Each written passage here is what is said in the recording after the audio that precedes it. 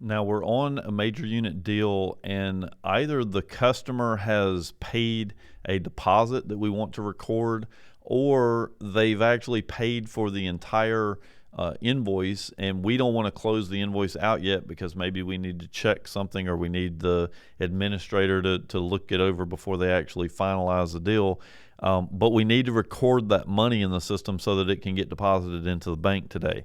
So the question is, how do we do that? How do we accomplish it? And the answer is both of them are done the exact same way. It really doesn't matter what the scenario is.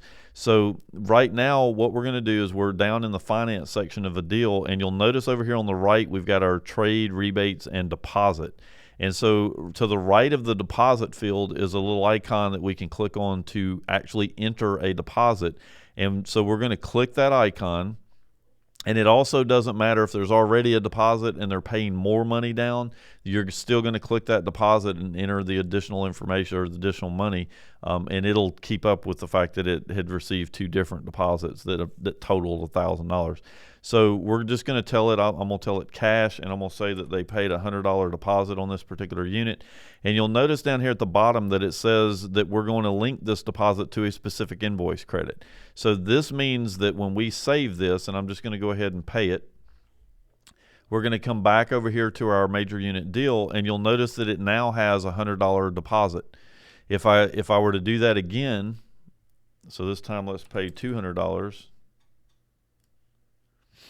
and come back to that deal, you'll see now that it's now it's $300.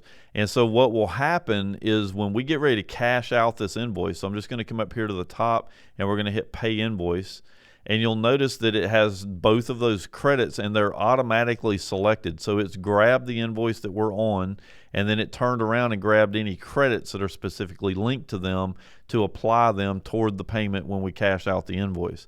So it really doesn't make any difference if we were to add the total amount of this invoice in as a deposit because they've paid in full, but we're just not going to cash the invoice out right this minute. Or if it was just a deposit that they paid 2 weeks ago and now they're coming to pick it up and we want to apply that deposit toward the purchase of the bike.